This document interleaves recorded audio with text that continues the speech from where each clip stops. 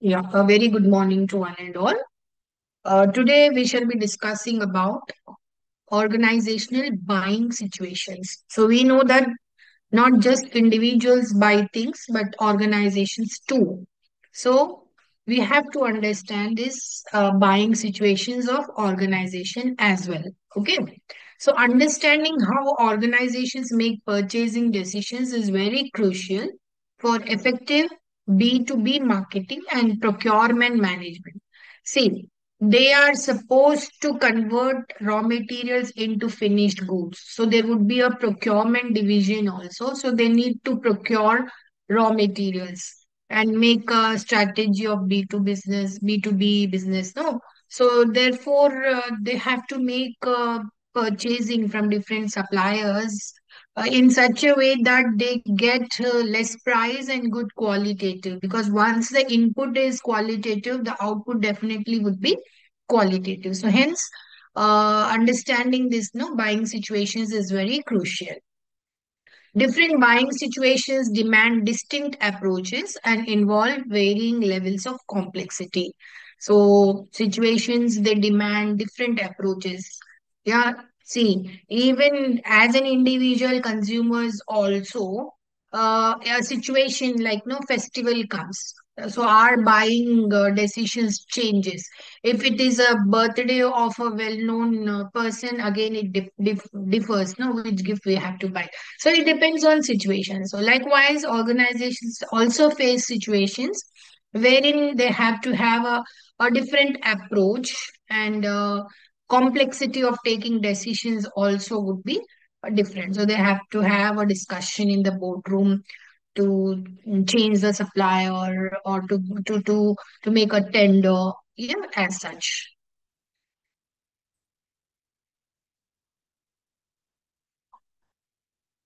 Yeah. See, there are three basically, very important buying situations. We call them as core buying situations. Okay. See, organizational buying behavior is fundamentally shaped by the type of purchasing situations or situation decisions the makers encounters. Okay. Each situation presents unique challenges, involves different stakeholders, and requires tailored strategies from both buyers and suppliers. So, see, we know that there would be different situations even for organization to buy. So, therefore, making decision becomes very crucial, because each situation, whatever you take, they have different challenges, different or unique challenges, we can say, and different stakeholders would be involved in that, and therefore we need to have a tailored strategy, right, both from the buyer side and from the supplier sides. So we have here three core situations. One is straight rebuy, second one is modified rebuy, and the third one is new task buy. Now straight rebuy is very simple. So name itself is saying routine reordering without any modifications. So just asking from the production manager how much quantity do they need, and whether they are satisfied with the quality the supplier from where we are getting. Then they say yes, then you can immediately order from the same supplier. So a straight away procedure, a straight, there's no challenge here. So a straight rebuy, you are buying it from the same supplier and again you are rebuying it. Hence, you call it as straight rebuy. So it's a routine process. Yeah. Now, for example, electric consumptions. You are supposed to order the same electricity company. No, it's a government one. Yeah. You have to order. If it is an internet connectivity, you're satisfied with the supplier, same supplier, then you can reorder the same to him. Okay. Next is modified rebuy. So not name itself is saying that there would be some alterations. There would be some changes. Okay. So reordering with some specification, specifying that we need raw materials of this kind, raw material of this quantity, packed in this way, and it should be placed in this godown. All such changes specifically they will mention everything and they will reorder. So we call it as modified rebuy. Next is new task buy. Yeah, for the first time we have to take a decision. Yeah, for the first time the companies then they have to think about who the supplier would be best for them. So it's totally new. Yeah, it's totally new. So these three are very core buying situations for organizations. Now, when we look into the very first one, no, in a deeper way, let us understand the straight rebuy. It's a routine transaction. This represents simplest organizational situation, buying situation. Very simple. Happy with the buyer, happy with the supplier, just ordering him. Where companies reorder goods and services without any modifications. These transactions follow established procedures and are typically handled by the purchasing department only. So, as I told you, procurement department or purchasing department, that only will decide, this is the procedure, how to order from that particular supplier. So, the transaction they will decide themselves, no need of other stakeholders like CEO or other managers of different departments. So, they directly because it doesn't have any changes. So, yeah, they were happy. But once first when it was a new buy, then they were made modifications, specifications, and all, and they have come to a knowledge that this supplier is good, and this is the way we buy from the supplier. So let us buy from that supplier. Okay. So definitely it would be handled by the purchasing department.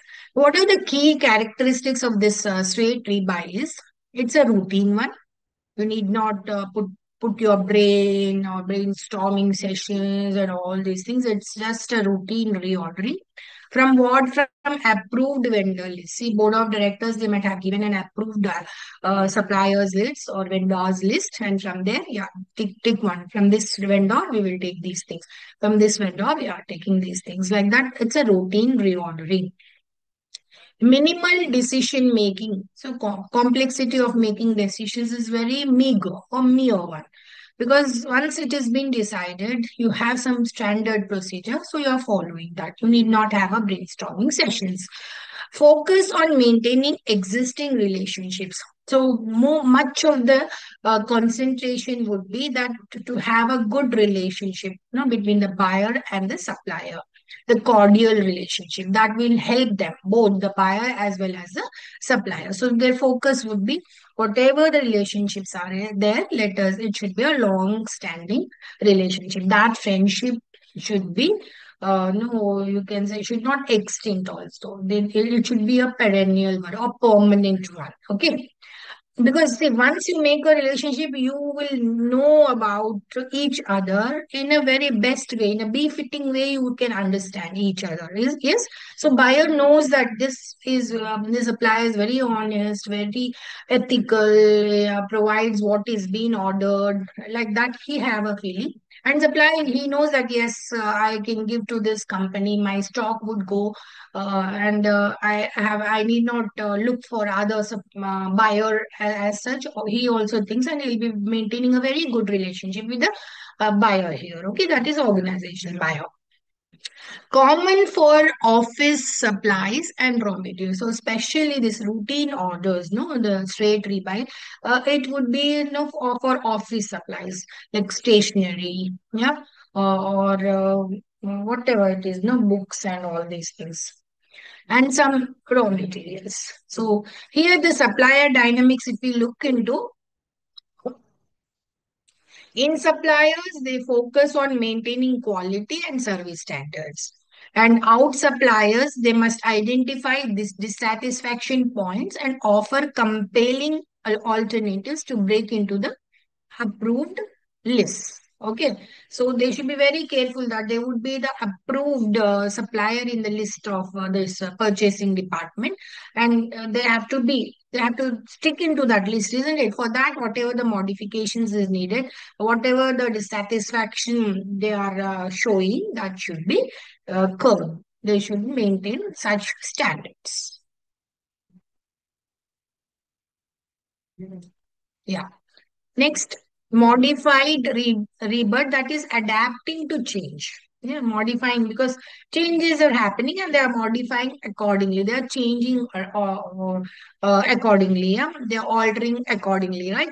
See, in a modified rebuy situations, the buyers what they do, they seek to reorder products, but with alteration to specifications. No, like pricing, yeah, reduce the price. If you are taking high price, provide us a good quality. You deliver the terms, no, these are the conditions or any other order aspects, no, the quality, bundle, packages here in the go down, there you have to supply the transport would charges would be given to you accordingly. Like that, no, you have to. So this scenario involves more complexity than compared to straight rebuy because it is engaging the multiple departments here. It is engaging, no, like purchasing department will always be there, but you need to take the no permission of the other departments, the marketing, finance, research, and all such things. No, CEO, the board you have to bring into. Okay. Now, what this specification changes is, say, modifications to product specifications or delivery requirements based on evolving needs. So, evolving needs, that means, see, if the demand for their product is more, then definitely they need to produce more. If they need to produce more, they need more raw materials or more inputs, isn't it? So, here the changing is the demand for their products is more. So, accordingly, the requirements of the raw materials have increased, isn't it? So therefore, such specification changes they make. See, these are the things. This much quantity we do need by the end of this month. So you are supposed to send it. Okay. So this is it. Next, cross department involvement. These are all the features of this modified rebuy. Okay. Multiple stakeholders beyond purchasing, they participate in decision making. As I told you, yes, multiple departments are involved. Next is vendor reassessment. See, approved supplier list is reviewed based on the technical and delivery capabilities. So, if Mr. X is about to send you at about 100 tons only, his capacity, his financial position, and all is up to 100 tons only, but you need is 1,000 tons, then approved list, okay, he will be there, but you need 900 more. So you'll be looking for those who can give you 1,000 at a stretch, isn't it?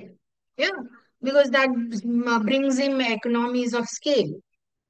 Hence, he looks for that. So, reassessment is done of the vendor. So, drivers for modification includes economic conditions or economic considerations, you know, the demand and supply, then procurement efficiency, how best we can procure, yeah, and environmental changes also, or the need to enhance product performance if they want to enhance their product or any environment changes, because nowadays government is talking about no eco-friendly things and all, so therefore you have to modify that product accordingly, maybe the package or no the scent you are using in that product, that should be no eco-friendly. As such, the modifications of the product should be done, therefore you need to buy a scent for that product, then you have to look for the supplier here, isn't it? So you are rebuying it by modifying some specifications.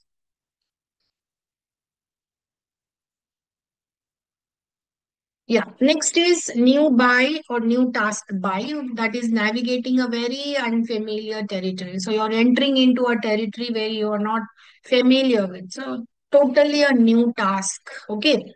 See, this represents the most complex purchasing situation. Very complex. Yeah. Where organization they acquire products or services for the first time without prior experience. So they do not have any experience. Yeah, suppose if I start a company, I do not have any experience, know who the suppliers are. Now, where do I get the infrastructure I need for my company? All that thing. Then I have to study, do a lot of analysis, do a lot of SWOT analysis, and then think about the suppliers, who is giving me the best, whether it is very far or it's nearby my territory. Yeah, all such things you have to. So it's no without experience. Yeah, moving further. first time. Risk and uncertainty are the highest in these scenarios. Yes, definitely, because you are moving it for the first time. You may win or you may lose, isn't it? So therefore, risks are many, uncertainties are many. You may be influenced by your friends that this supplier is good, who are in the same what I can say product category. They may misguide you. Because there you becomes a competitor there, but you influence him. No, you were influenced by him that yeah, he's my friend. Definitely, he give me a good suggestion. And also there's uncertainty, there's a risk involved there. The supplier may not give you the good quality raw materials. Okay, so as such things happen. Okay, the very critical success factors are, see, extensive information gathering and research. A lot of information must be collected, lot of analysis must be then interpretation should be such that it should be beneficial to you. So lot of SWOT analysis, we can say, must be done, because you're a new buyer. There are many risks involved. There are risk of your investments losing it, right? So therefore, extensive information gathering is there. Multiple stakeholder involvement increases with cost and risk. Yeah. So many would be involved. Yeah. If you want to take your friend also, you need to take him, and then you are supposed to give him refreshments, and also the cost may increase, and there is a high risk also whether the no information he has given is right or not, which would be beneficial to you or not. That is also a criteria. Okay, so multiple stakeholder holders, so too many cooks spoils the book, like that. Yes.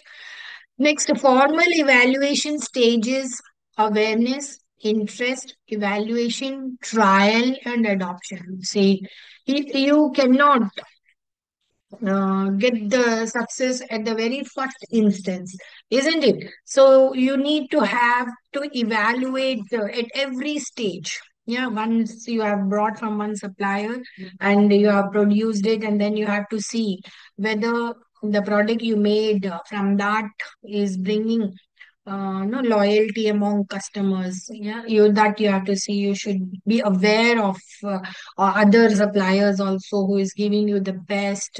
The interest should be more. You have to evaluate every aspect of your purchasing decision, and then you come to a conclusion to adopt one particular strategy. You may turn to then straight buy, that is reordering the same supplier. That things would be there. Higher cost and longer decision timeline. See, in business, no, timely decision making is very, very important. If you just lose the time, there is a possibility of getting losses. Yeah, you would be in loss. Yes, so therefore timelines. No, it is larger when you are time going for new task by.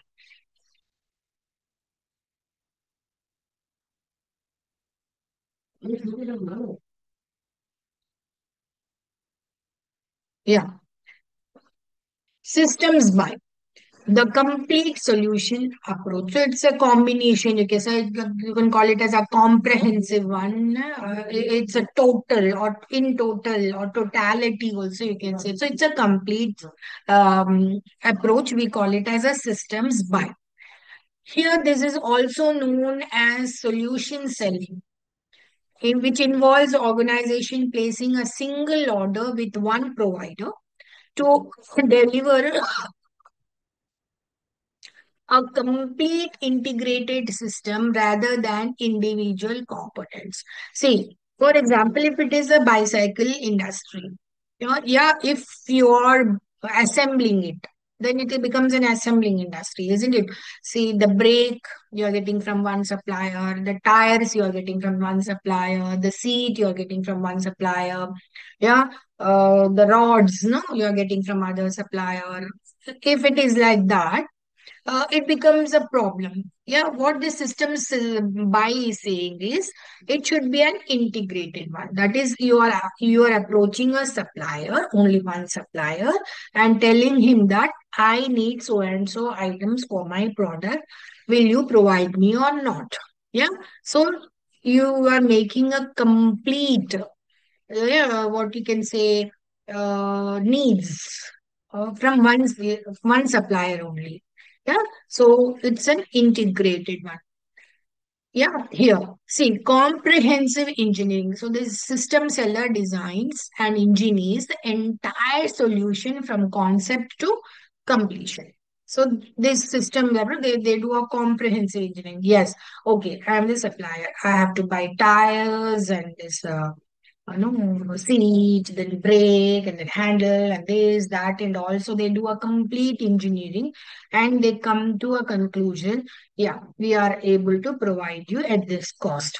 Then what you do as an organizational buyer, you start calculating whether if I go for an integrated approach, what would be my cost? And if you're assembling it, each product from each supplier, how much cost you are getting it.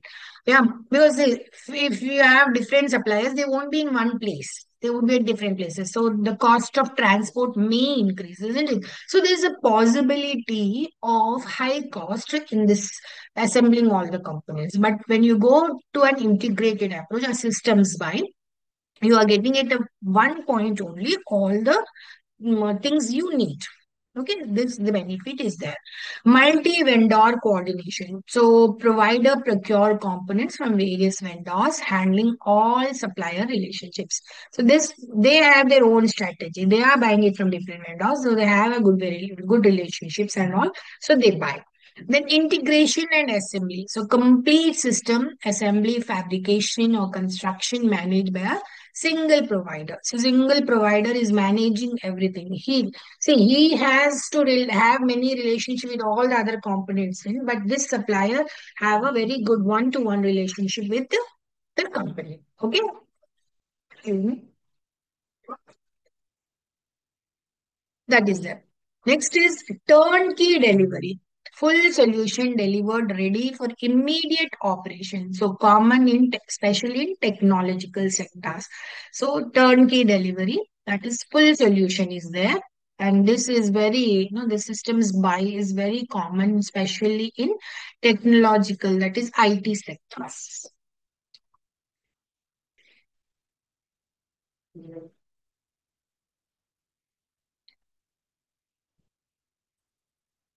Now, we have different models evolved or involved in this organizational buying situations. One is the buy grid framework model.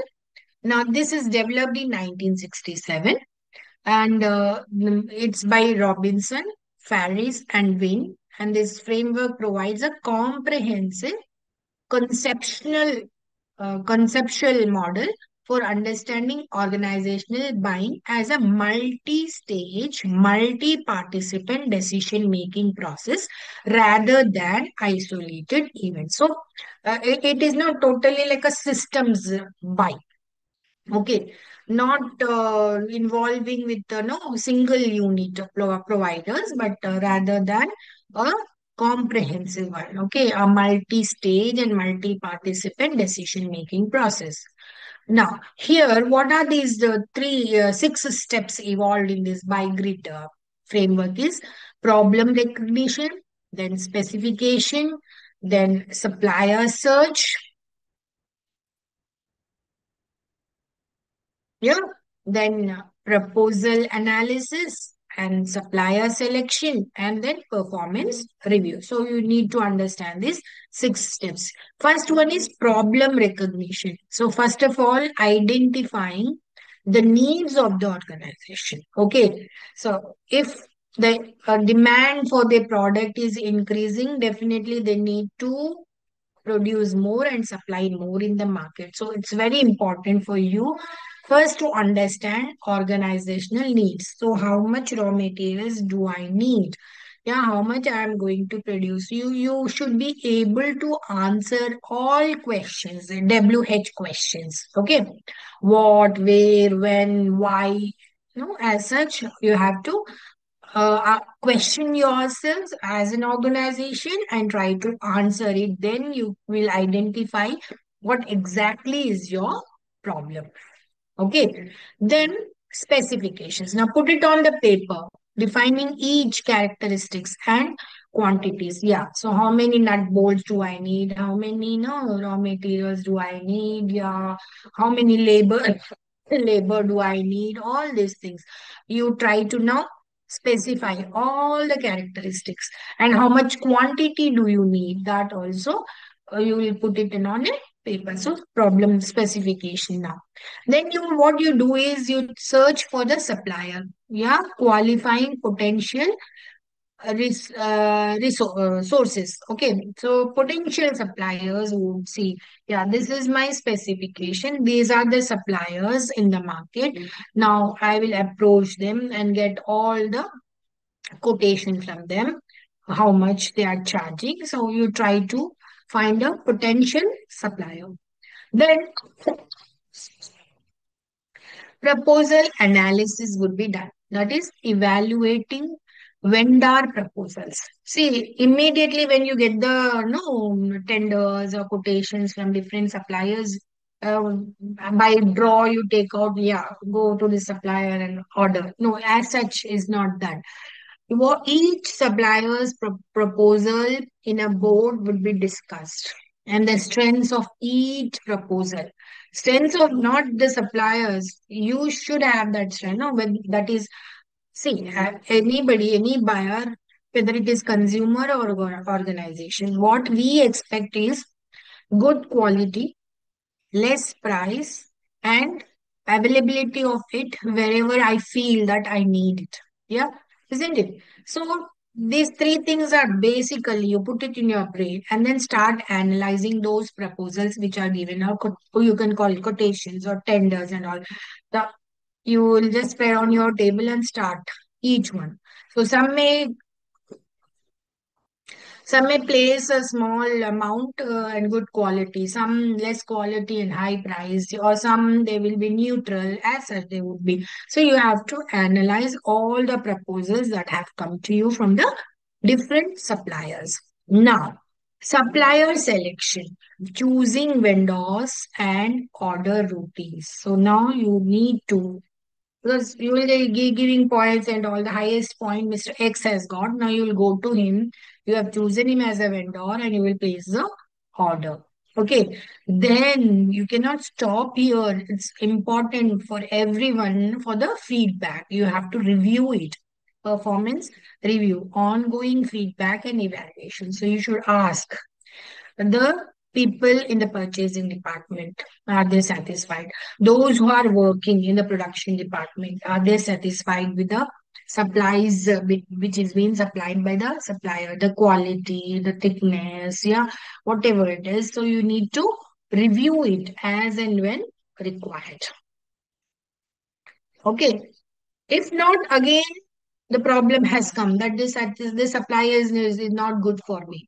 Then you will specify the thing. Then again, you will search for other supplier. Then that supplier's proposal you will analyze, and then you will select him. Then you will place the order. Again, you will go see the performance of that. So again, review. So it's a process. It's an ongoing process. It's not just one thing. Yeah, one stop. It's a loop. Yeah, goes on and on. Yeah, the complexity matrix of this. This maps buying situation against no purchasing phases, revealing that buying behavior depends more on the situation type than the product category. Each cell represents a unique combination requiring specific analysis and strategy. So this model is saying that uh, purchasing phases, okay, well and good. We have seen problem recognition till review and all. They just reveal what the buyer behaving and all those things. But You need to know more about buying behavior, which it always depends upon situation. They are saying it depends upon the situation rather than the product category. Okay, so each has a unique collection or combination, and every situation needs a different approach, a different analysis, a different strategy. Okay, so new task, as I told you, greatest complexity requires extensive information, largest buying center, and highest perceived risk and longest decision timeline. So we have seen this. Modified rebind, it's a situation where no modern complexity, which involves specification changes, requires fewer participants than new task, faster decision process.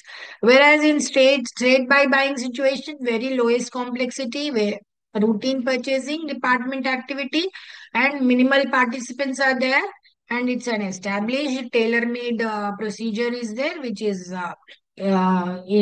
implemented, and then it's a quick turnaround. Okay, so this is it. Now, strategic implication. Excuse me. Understanding buyers' needs first. So successful sellers, they recognize that buyers have multiple need dimensions beyond functional requirements.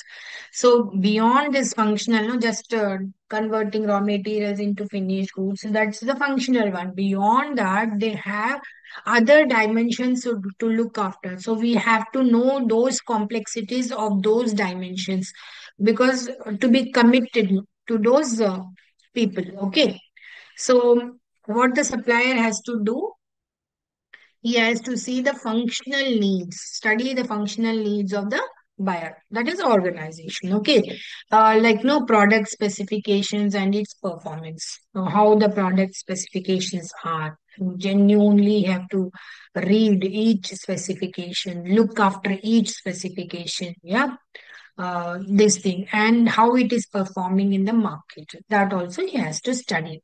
Then psychological needs, also the confidence and security in decisions. Yeah, how confident they are, how secure they are that their product would definitely fetch them profits. You have to study that also. Even psychological aspect of the behavior also must be learned by the seller. Next is social need, organizational approval and relationship. So how the organization is in the society, whether this organization is accepted by the people around. Okay, approval is given by them or not. Yeah, they have accepted its product or not. Yeah, that you have to see.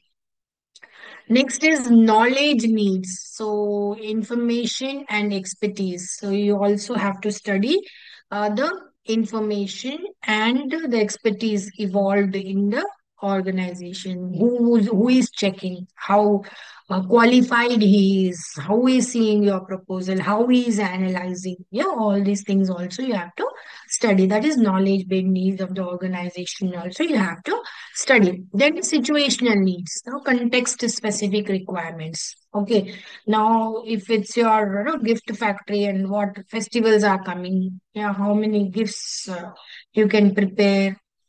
So that is situational. Marriages are coming. So a good number of marriages takes place in summer. Most of them get holidays. They will be attending it. So we need to give them return gifts. So how all these things, situational need specifications should be learned. Okay. Next is you need to develop relationship with the organization. So these are the implications for sellers, strategic ones. The buying process creates opportunities for relationship building at each phase, with the performance feedback stage being crucial for long term engagement, you can say. So that is what the seller has to do right from no from his ordering. he not ordering, sorry, he is sending the tender or quotation to the supplier. He need to learn everything, his needs and all, that is organization needs and all. Every phase he has to see and take the feedback, so that no, he can maintain a good relationship with the company, the organization.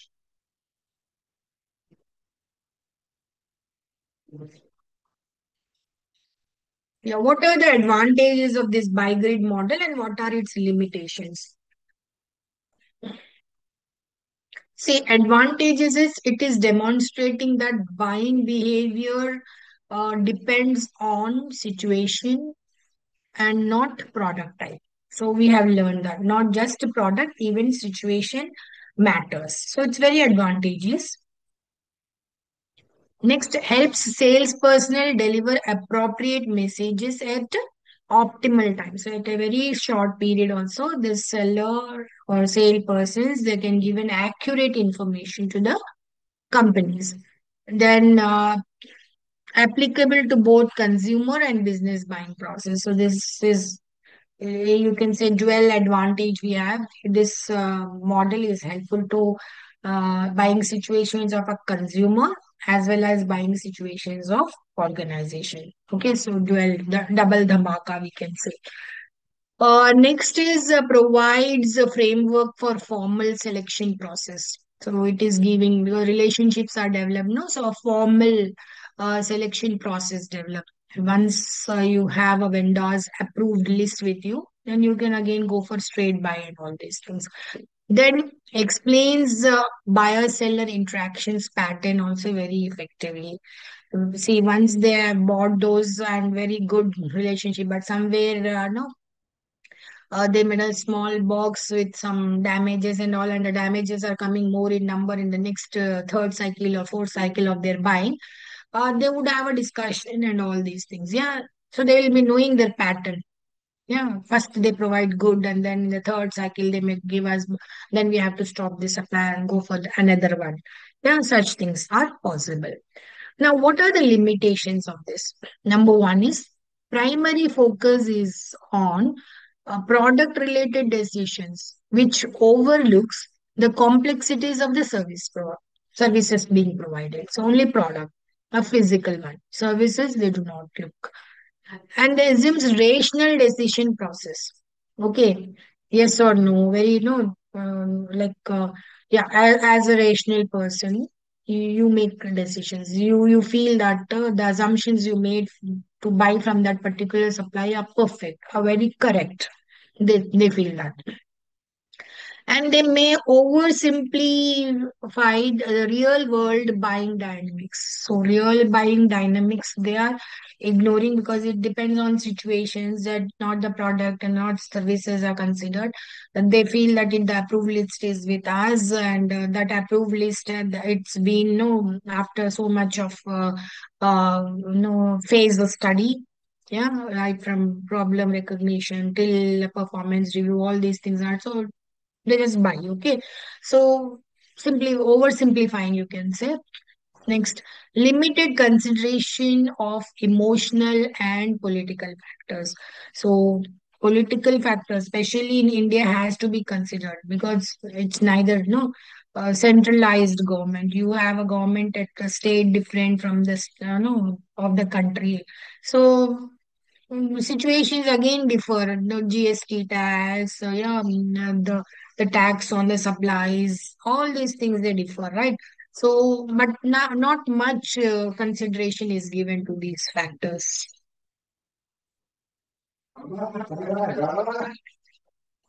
So these are the things regarding organizational buying situations. If you have doubt, you can ask me.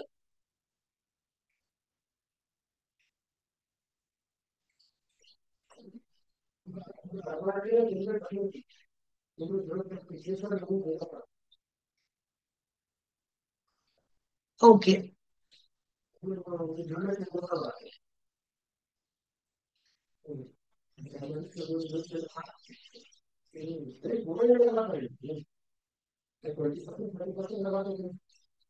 Now, we are now looking. into the topic consumer decision making. We call it as CDM model. Okay, now coming back to a consumer, that consumer can be either organization or an individual consumer. Okay, so what how they make decisions, its process, the models, and different decision types they make. Okay, now what is CDM and why it matters? That has to be seen. See, CDM is how consumers identify needs, search for information, evaluate alternatives, make choices, and assess outcomes. Okay. Now, for example, if I need to go to a party of rich people, so definitely I try to make myself little richer and all. So the dress I choose, yeah, the need here is attending a party of a rich person, suppose, for example. So that has an identifier. Now I'll be searching for information now, who all are coming, how they are dressing, whether formal or a gown, whatever it is, yeah, blazer or type. And so I try to search information from different sources, and then I will evaluate alternatives, whether, yeah, I have those things or not. Should I go and buy it? Yeah, and if I buy it, with less cost, how much I do get? Do I get at this point of time? So I try to evaluate alternatives, and then I'll make a choice. Yeah, okay, now I'm ready. I'm ready with this, and then I go, and then I start the things, the outcome, how it was, how I presented myself in the party and all. They're happy, then come back happy. If not, okay, these things. Maybe no issue is not good, or so I have to replace it and all that. In the next party I would be thinking like that. So this is what is this, just a small practical example of a single consumer here, what I have given. So what usually consumers do, whether they buy a laptop, or they buy a soap, or a mobile phone, or they decorate their house, whatever it is. So they try first their need. They try to understand the need, and then they search for information, and then they evaluate those, and they make choices, and then assess. So there are stages. So when you say decision making, you made a decision, it means you have undergone some process before. Okay, right from the need search. Okay. Next, importance, it guides targeting. It guides you for positioning your product, or messaging, or channels of distribution, or know how to level your levy a price for your product, and how the consumer experience design has to be formulated. So this the importance of CDM is such that, okay, for marketer or marketing students, they need to understand this. Now, what are the drivers? No, what are the things you have to study? Environmental factors, whether it is internal or external, that you have to consider. So here you have to consider economic factors, the demand and supply of your product. Yeah, what type of competition is there? What type of pricing you have to have? All these things, and psychological factors also, how they perceive your product. Yeah, all these things you have to see. Then influencers, no, like social influence, cultural influence, environmental context. These are there. You have to see those things also. Then outcomes, purchase decision you have made, whether repeat buying is done, whether consumer are very loyal to you or not, that you have to study. And then advocacy, that yeah, the thing we are doing are perfect, let us continue and all. Or if not, you have to search for different alternatives. Now, what are the goal for the marketers if you do this CDM model? The perceived risk here would be it will be reduced, and the value increases, and satisfaction then definitely would be enhanced across the journey of your uh, profit making in the market. Okay, so or buying a product in the market. Now, the same would be, as I told you, it's a process. You need some inputs that should be processed, and then you get an outcome. And again, that from the outcome, that you have to take the feedback, and again, you have to think about the input. So it's a process. So here we have a five-step process. Yeah. Number one, need recognition. So perceive a gap between actual and desired state. Yeah. So this is my desired state, and but this is my actual state. So this is the gap. So I have recognized this need, and I have to fulfill that gap, and I have to reach to that desired state, for which I have to do what things. Okay. Then for that, you need to, because you have to fill the gap, no, of, your actual state and your desired state. Now, for that, filling that gap, you need to lot of information should be collected. Okay. Internal memory and external people, media, online, in store, all this from different sources. You have to collect the information, even from your memories. So you have to be a nostalgic, moving in the past. What wrong I have done, what good I have done. Okay, good. Let me repeat. Bad. Let me take out. Yeah, all these things. Next is evaluation of alternatives. So there are alternatives now for your from the information you have gathered.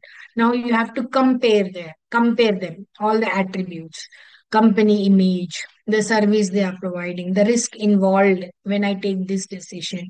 If of each alternative, you have to study. Then ultimately you come to a conclusion that so many you cannot know. Take decision from all the different alternatives. You will pick the very best one for you, and after that, you make a decision, final choice, which is being influenced by the attitudes, the terms, the pricing, the financing, and the availability. So, what you have seen the quality, you have seen the price, you have seen the availability, right? You might make a purchase decision. Now, after purchase decision, you need to have a post-purchase behavior study also. That is whether if they are satisfied, well and good. If you are satisfied, you will go with the same product. If not, again, no, a war in your thoughts starts. No, a cognitive dissonance would be there. If you are satisfied, you will be loyal, and you will tell to others also to buy. Or else, what you do, you switch to other products. Okay, so these things. It's a process. It's an ongoing process. It's a loop. Goes on and on. See, this is what is shown in a diagram type. See, need recognition, perceive gap, which triggers the action. Then information search from different sources. You are collecting it, internal and external. Then you will evaluate the alternatives. You will compare the attributes and the risk involved, and then you make a purchase. And then post-purchase evaluation is done. Happy, satisfaction. If not dissatisfaction, then again you will move to need. So note that low involvement purchases may skip or compress the steps. Feedback from post-purchase informs future needs and brand memory. So understand that. Yeah. So as I told you, it's a process. So we have another model called input process and output model. Now input process, let us see. Input firm efforts, that is product, price and promotion, place, people, physical event, all P's. You call them, no? Actually, before, no, in conventional type, it was four P's. Now it is seven P's, which you have to study. Okay, then it becomes a brand. Okay, always firm should look after qualitative product, best price, promotion, how it is, place, availability is there, what channels are there, whether people are accepting it or not, physical evidence is there, then it becomes a brand. Socio-cultural, no, consumers, they would be taking opinion from family, friends, opinion leaders, yeah, all these things. Media also nowadays, they'll see. They want to go to a movie also. Before that, they will see the reviews. If it is a five star, they immediately move. If it is a one star, okay, let it comes in OTT, let us see in OTT. Yeah, things like that. Okay. Next, culture. Yeah, subculture and social norms. So that information also. And then media, community, and online forums. They collect all this information, input. And now they process this. Yeah, decision stages. They need first recognize the need, then pre-purchase search they do. Yeah, if I buy, what are the consequences and all. Then they evaluate different types of alternatives. Then they choose whether to buy or switch. Then moderators would be involved here, that is involvement and perceived risk also they see. And then prior experience, knowledge will be entered, will be evaluated. And then time constraint, the budget they have in their pocket, whether access it or not, that also they will be seeing it. That is, they process that. Yeah, they have taken input and they process. And then comes the output, that is purchase outcome. Okay, let us buy for once. Let us try that may be there. Or they're happy, they go on buying it repeatedly. So repeat purchases would be there and they have a long-term commitment if they are very happy with that product or service. Okay, next post-purchase evaluation, that is satisfaction versus cognitive dissonance. Satisfied, they will be loyal. Dissatisfied, again, they will be putting some efforts on, they will be seeing product, they will be seeing price, they will be seeing promotion, place, and again, all those things. If they are happy, word of mouth, they sell, they tell to others to buy, they will be loyal. Otherwise, they will switch to the other products. So, okay, so from inputs to outputs, moderators shape the process, intensity, and the resulting behavior. Yeah, problem recognition, what exactly it is? It's a perceived gap between the actual state and the desired state. So that is what it is doing. It is triggering you. It is driving you. It becomes a driving force for you for a goal-oriented behavior. Now, here we have to know triggers, awareness types, urgency categories, and influence on subsequent stages. See, triggers, what triggers is internal, that is physiological needs, like thirst and all, and psychological boredom. So, if you want to if you're thirsty, you go for water, or you go for a cold drink or a coconut water and all. So it depends. Yeah, availability is these things. Psychologically, yeah, I feel my thirst would be, fetched only by coconut water. That's your psychological trigger. So you go for it. If it's boredom, yeah, if I see a movie, I'll be very fresh. So that triggers you to go to a movie. Yeah, internal that is. External is marketing messages, social influence, and environmental cues. Yeah, they will be triggering you. Some marketing messages. They will be so attractive that yeah, I'll go, I'll buy. Yes, and social. Sometimes your peer group, your friends say, yeah, you are supposed to see this. You are supposed to do this. You are supposed to take this product. They'll say okay, and environmental cues would be there. Okay. Next is awareness type, active problems that recognized by the consumer, and inactive problems which are not recognized by the consumers. Okay. Urgency categories, they are routine and emergency, expected and unexpected, required immediate action. See, if there's an heart attack, you need an emergency services. You are supposed to go to whatever nearby hospital it is there. First, you do that, right? Whereas if it is not urgent, you plan and you evolve an expected action, yeah, and then go. Next, influence on subsequent stages, frames, search scopes, and evaluation of criteria. Then you will set involvement and perceived risk, shaping effort, and then depth. And you guide choices and post purchase expectations, and then satisfaction, well and good. So, what is the result of this is when you recognize a problem, how the problem is recognized sets the trajectory for information search, alternative evaluations, and then purchase decisions. Okay, the result. When you recognize the problem, the next stage is you can easily move forward. Okay. Now, what are the types of problem recognitions? We have product usage driven triggers or influence driven triggers are there. They are all self-explanatory. See, natural, depletion or replacement. Yeah, natural. When you are buying a vegetable or milk, yeah, or green leafy vegetable, they stay for 1 day. So natural depletion is there. Next, the product life, that is shelf life expiry. If you bought a family soap, it may run for you. If a family of two are there, may run for 15 days. If it is a joint family, for 2 or 3 days. So that is depends on product life cycle and family life cycle also. Next is related products and accessories. So if the product you want to have, but it is not available, you'll immediately move to the related topic, related product. Okay, this is there. The new products, variety seeking. Sometimes you want to change from the routine you seek for other one. If you're dissatisfied with the current option, you will go for new one.